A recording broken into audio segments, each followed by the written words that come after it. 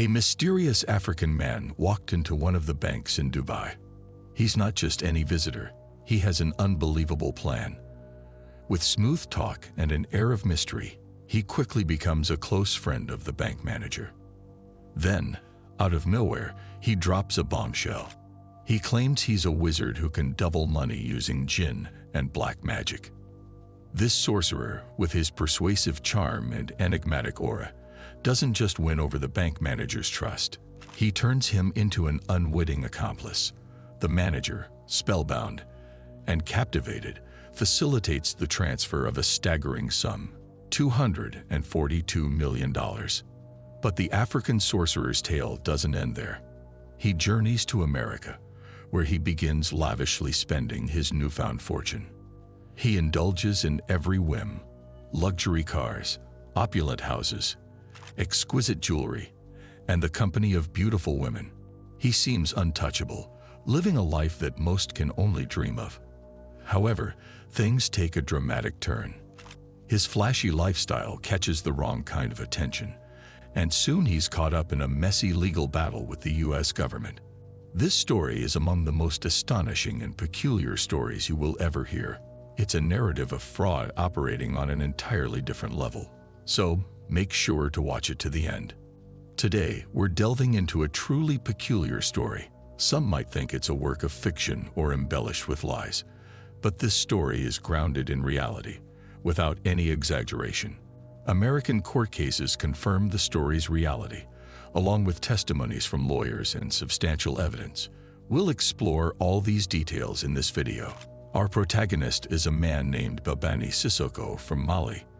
The events date back to 1995, when Sissoko went to Dubai, which was and still is a major tourism and economic hub in the region, attracting people from various countries and ethnicities to establish businesses and trade. However, upon his arrival in Dubai on a business visa, Sissoko went to the Dubai Islamic Bank, one of the largest banks in the city.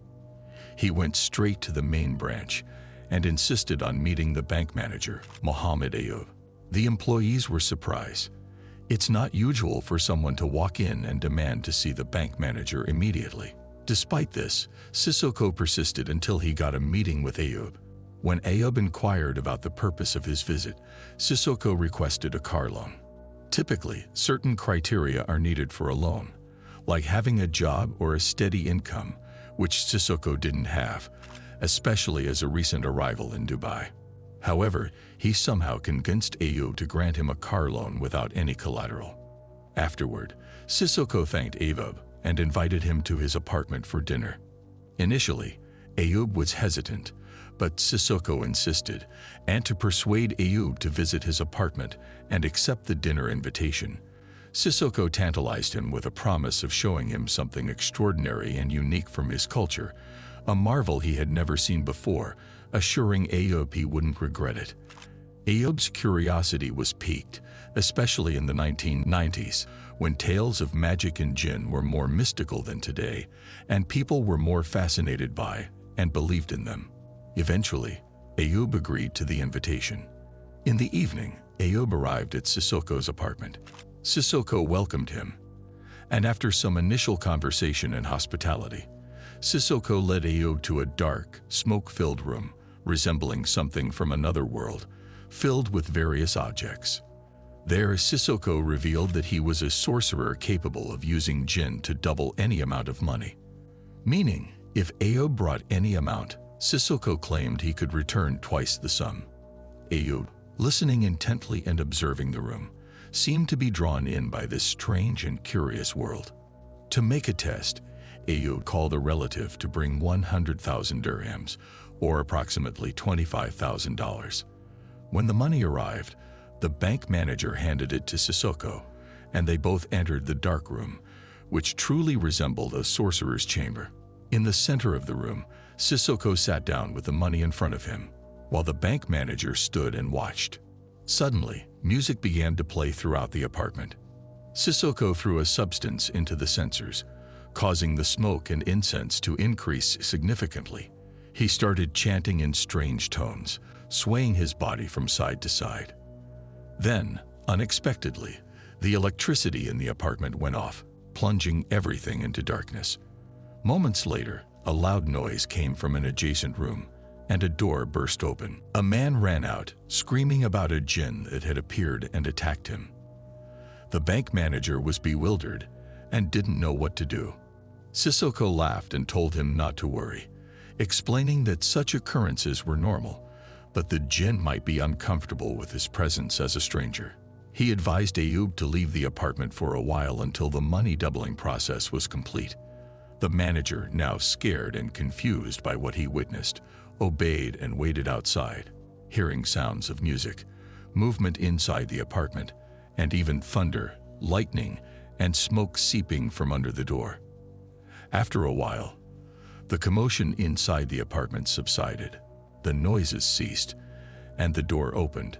Sissoko, standing at the door, invited the bank manager back in. The manager entered to find the apartment filled with smoke, but the first thing he noticed was the money on the table. Sissoko pointed to the cash and told the manager, "Here is your money, doubled. You gave me 100,000, and now it's 200,000. The manager approached the table, incredulously handling the money. It indeed seemed like the amount had doubled, 200,000, precisely twice what he had given Sissoko. At this moment, the bank manager, Mohammed Ayub, was utterly convinced by the act. Sissoko's performance, possibly with the help of accomplices, had him firmly believing in the sorcery and not harboring any doubts. It's worth noting that this money-doubling trick was a common scam in the 1990s, particularly executed by individuals of African nationalities. Ayub fell into the trap, genuinely believing that Sissoko was a sorcerer who could double the money. This belief led him to start transferring substantial sums to Sissoko regularly. He opened a special account in the bank for Sissoko and continued to transfer money into it. Here, the story takes an even more illogical turn. Despite transferring millions from the bank's funds to Sissoko, the money never came back doubled. Ayub just kept making one transfer after another, all from the bank's money. In the period between 1995 and 1998, the bank manager executed a staggering 183 transfer operations to Sissoko's accounts. We're not just talking about his accounts in Dubai, but also those in various countries around the world, including the United States, Switzerland, and France. The total of these transfers reached an astonishing $242 million.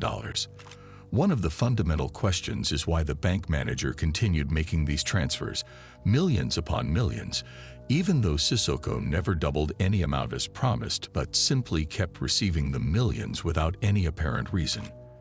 There's no clear explanation for this behavior, only conjectures. Some speculate that Sissoko might indeed have been a sorcerer, not just a con artist, and used magic to cloud the bank manager's judgment, compelling him to continue the transfers. Another theory suggests fear played a role.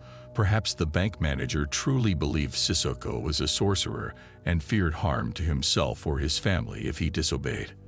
A third possibility is that Sissoko might have had some leverage or threat over the manager.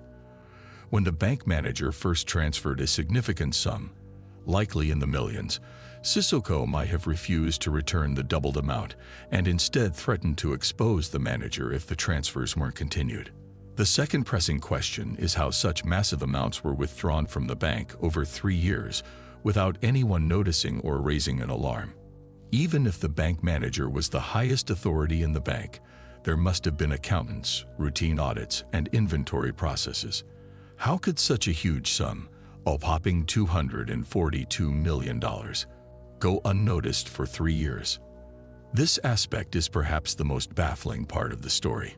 It's possible that banking operations at the time were different, or the accounting systems weren't as advanced as we see today. We are talking about an incident that occurred around 30 years ago. But this explanation seems weak because, regardless of the systems in place, the amount was extraordinarily large. Here begins the second chapter of the story, focusing on the luxurious life Sissoko enjoyed using the bank's money. As mentioned earlier, the story started in 1995. After deceiving the bank manager and securing millions, Sissoko decided to leave Dubai and returned to his home country, Mali. During this time, the bank manager continued transferring millions to Sissoko's account. Sissoko spent several months in his home village of Dabia in Mali, which, like many villages in the region, was impoverished. He was showering the villagers with gifts and money and initiating various projects. This generosity transformed the village's economy, and the villagers started seeing him as a father figure and savior, affectionately calling him Baba Sora. He became a beloved and revered figure in the community. After several months in the village, Sissoko decided to move to the United States, specifically New York, with the bank transfers still ongoing. In the early months of 1996, Sissoko arrived in New York and opened an account with Citibank, one of the largest American banks at the time. He visited the main branch in New York and somehow convinced one of the female employees to marry him, likely using his wealth as a lure. Despite knowing that Sissoko already had multiple wives in Africa, Europe, and other parts of America, she agreed. This marriage to the Citibank employee was primarily aimed at facilitating his banking transactions, as he planned to transfer all of his funds from Dubai to the United States. Indeed, Sissoko successfully transferred over $100 million from his account in Dubai to his account in the United States at Citibank. His new wife, an employee at Citibank, likely facilitated these transactions. While Sissoko might not have needed her assistance, her involvement certainly smoothed the process. In return, he gifted her $500,000 and continued to spend generously on her. To substantiate the transfer of this enormous sum from Dubai to Citibank in America, this page documents the case filed by Dubai Islamic Bank in 1999 against Citibank in the United States. It's a documented legal case that took place in New York courts between the two banks. The case details that from 1995 to 1998, with the assistance of 3 Citibank employees, whose names are listed in the court documents, one of them being Sissoko's wife according to the case, they helped a man named Foutanga Babani Sissoko in a money laundering operation. The court records and documents mention that the amount involved was $151 million. Let's get back to our story. Feeling secure once the money reached his American account, Sissoko started living a lavish lifestyle in the United States. He began spending extravagantly, purchasing whatever he desired. He even bought planes and established an airline named after his village, Dabia Airlines. He bought a private small plane and 2 Boeing 727s, each with a capacity of 180 passengers. He intended to create a full-fledged airline, but he opted for used and older planes, as new ones were prohibitively expensive even for him. However, these ambitious plans didn't fully materialize. The planes mostly remained grounded at the airport, and the airline he dreamt of never truly took off. This was characteristic of Sissoko. He would enthusiastically invest millions into new ideas, only to lose interest later. Sissoko, amidst his grand project ideas and extravagant spending, did not forget his people. He continued to support the inhabitants of his village, Dabia, and his popularity grew, even extending to neighboring areas. Whenever he landed his plane, people would gather to welcome him with flowers and embraces, and he generously shared his wealth with them. Sissoko lived like royalty in every aspect, including popularity and public adoration. However, things took a turn for the worse in July 1996. At that time, Sissoko attempted to purchase 2 helicopters that belonged to the U.S. military. These were old, decommissioned military helicopters dating back to the Vietnam War era. Sissoko had set his sights on them and submitted a purchase request to the U.S. government, claiming that he wanted to convert these helicopters into air ambulances to transport the injured. He planned to use them in his village, where he had already built hospitals and clinics, as an additional support tool for these medical facilities. However, the U.S. government stalled the request due to suspicions that Sissoko might use the helicopters for other purposes, such as drug trafficking or arming them for use in civil conflicts in Mali, given their military origin. As a result, Sissoko's associates attempted to expedite the process through illegal means. Sissoko's followers tried to bribe a U.S. official with $30,000. Sissoko didn't directly order this bribe. Rather, it was an initiative from his supporters.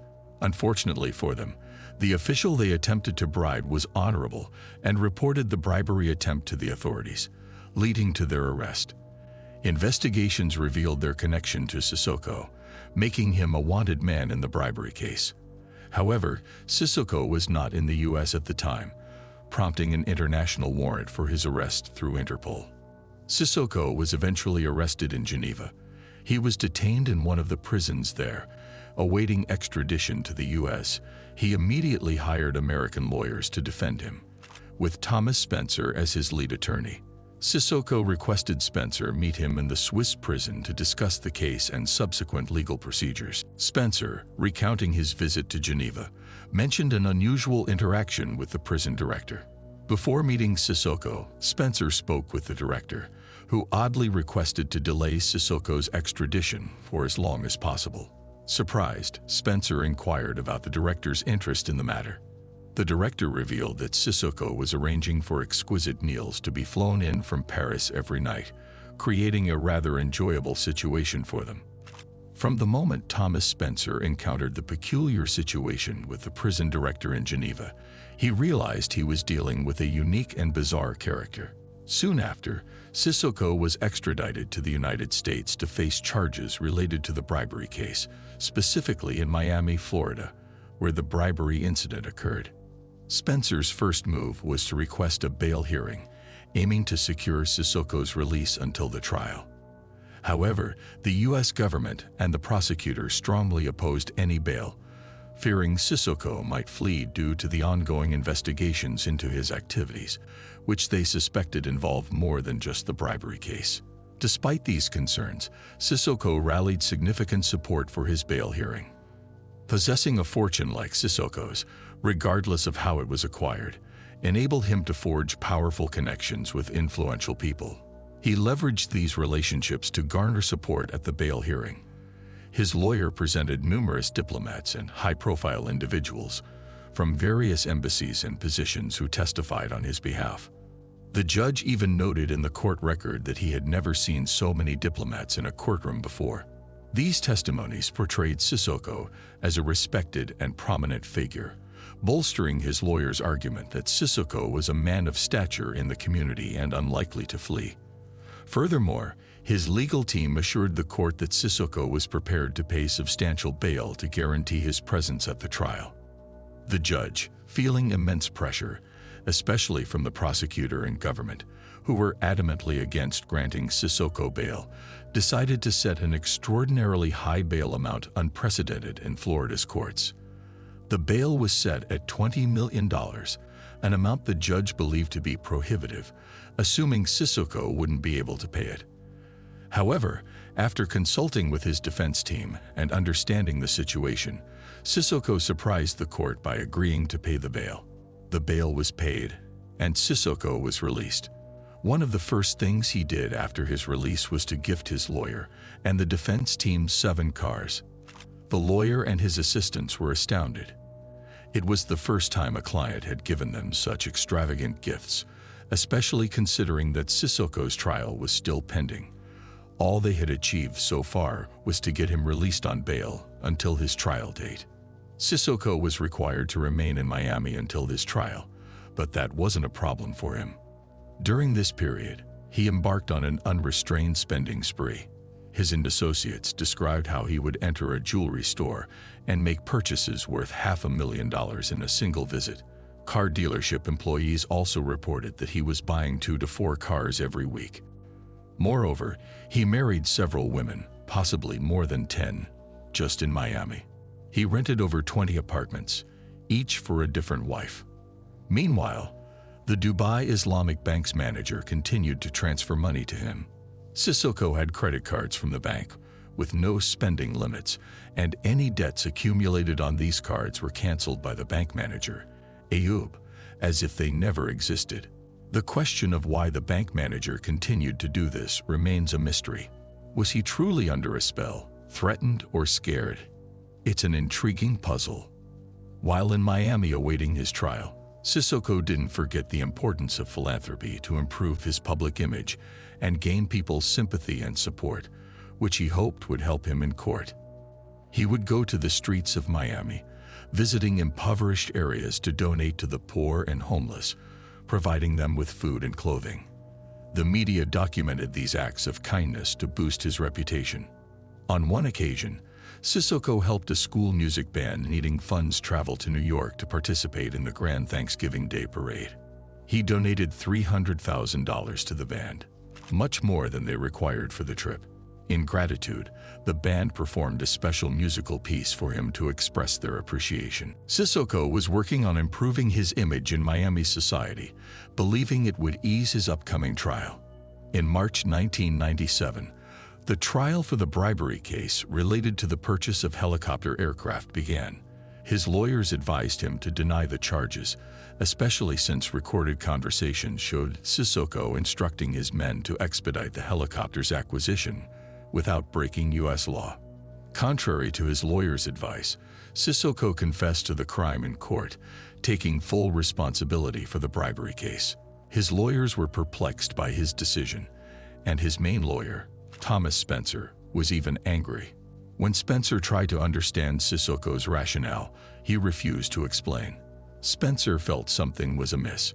Years later, it was discovered that Sissoko might have confessed to halting further U.S. investigations into his financial dealings, fearing more serious problems than the bribery case.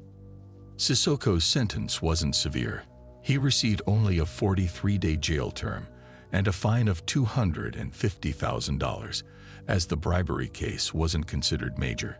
It was just $30,000, and it involved 2 out-of-service helicopters, so it wasn't seen as a highly sensitive matter. Sissoko was sent to a federal prison in Florida, a regular facility, not particularly high security. After serving about half of his sentence, the government offered him a deal to complete the rest under house arrest in exchange for a significant donation to a homeless shelter. Sissoko agreed and donated $1 million to the shelter. Consequently, he was released from prison to serve the remainder of his sentence under house arrest at one of his houses. Once Sissoko completed his sentence, he immediately left the United States and returned to Mali. Upon his arrival, he received a grand welcome at the airport, as usual. In 1998, bank transfers from the Dubai Islamic Bank's director to Sissoko continued. Sissoko didn't save the money. Instead, he found ways to spend it, either on failed projects like Dabia Airlines or by distributing it to his followers and those around him. He enjoyed playing the role of a modern-day Robin Hood. Even his lawyer noted that while in Miami awaiting his trial, Sissoko spent about $1 million monthly in gifts to people around him. This expenditure was bound to increase in Mali, where these people were his kin, and it's much easier to be generous with someone else's money. At the same time, he constantly requested more transfers from the bank's director, who continued to comply, though it remains unclear why. However, such an unusual situation was bound to come to light eventually. In March 1998, some of the bank's accountants started noticing discrepancies and began asking questions. The bank director felt the pressure, especially since he had been unable to contact Sissoko for some time. According to the story, the director decided to confess to a close colleague. He struggled with how to broach the subject, unsure how to explain that he had transferred such massive amounts to an African man from another country because he believed him to be a sorcerer or because he himself was under a spell. It was an unbelievable scenario. Embarrassed, the director couldn't bring himself to verbalize the total amount transferred to the so-called African sorcerer. Instead, he wrote it down: 890 million dirhams, equivalent to $242 million. His colleague was understandably shocked, realizing this could mean the end of the bank. Once the news started to spread, panic ensued among the bank's clients, fearing for their deposits. This could have led to a massive bank run, exacerbating the bank's financial crisis. The Emirati government swiftly intervened following the discovery of the bank's financial troubles. The Dubai-owned newspaper Al Bayan published an article assuring the public that the situation was under control. The Emirati government and the central bank guaranteed the safety of all deposits at Dubai Islamic Bank, crucial to preventing panic and mass withdrawals. The article also mentioned that an investigation was underway and that Dubai Islamic Bank's director, Mohammed Ayoub, along with two of his associates, had been detained for embezzling funds ranging between 200 to 500 million dirhams. Most of the loss was borne by the bank's owners, as it was a private institution on the brink of collapse until the government's intervention. In exchange for this rescue, a significant share of the bank became government-owned. Details of the court proceedings against the director and his associates are sparse, but according to the article, 17 people were sentenced to 3 years in prison. These defendants were of various nationalities, mostly bank employees, which somewhat explains how such large sums could be embezzled. Whether these employees benefited from their complicity remains unknown. The article confirmed the total embezzled amount attributed to the bank's director, Mohammed Ayoub, was over 890 million dirhams. As for Sissoko, he was also among the 17 sentenced, receiving a verdict in absentia as he remained in Mali. All defendants were handed only 3-year sentences. In 1999, Dubai Islamic Bank filed a lawsuit against Citibank in the US, accusing it of accepting large transactions without proper procedures. The bank demanded compensation of $151 million, but it appears that Citibank ended up paying no damages. Lawyers appointed by Dubai Islamic Bank in the US investigated the transfers to determine where the money went. They concluded that Mohammed Ayoub, the director of Dubai Islamic Bank, and his associates did not benefit financially from any of the transferred funds, which all went to Sissoko. This baffling situation brought us back to the question: why did the bank director authorize all these transfers? As for Sissoko, Interpol, the international police organization, issued an arrest warrant in his name, meaning he would likely be arrested if he traveled anywhere. Thus, he remained in Mali, which doesn't have extradition treaties with other countries. And to further protect himself, Sissoko became a diplomat. He ran for parliament in 2002, won the elections due to his popularity, and became a member of the Malian parliament, thereby acquiring diplomatic immunity. He believed this would protect him even if he traveled abroad. However, over the years, Sissoko's fortune dwindled due to his excessive spending, leading to a significant decrease in his popularity. He lost the 2014 elections, his parliamentary seat, and his diplomatic immunity as well. Sissoko then returned to his small, remote village of Dabia and lived there for the rest of his life. In 2018, a BBC reporter managed to reach Dabia, find Sissoko's house, and convinced him to participate in an interview, the only one he ever gave. Unfortunately, Sissoko's interview wasn't very enlightening and failed to answer the intriguing questions we had. Sissoko didn't speak much and didn't provide clear details about the whole affair. The key takeaway from the interview was Sissoko's admission of once possessing a vast fortune, claiming at one point to have had a capital of $400 million. However, he only embezzled $242 million from the bank. Where did the additional millions come from? There are two possibilities. Either Sissoko exaggerated his wealth, or he was involved in other unknown scams. Many lean towards the latter and doubt that the Dubai Islamic Bank scam was his only operation. When asked about the current whereabouts of the money, Sissoko simply said he had spent it all. When the interviewer questioned him about the Dubai Islamic Bank case, he evaded the topic, almost denying it and stating that his only interaction with the bank was for a car loan.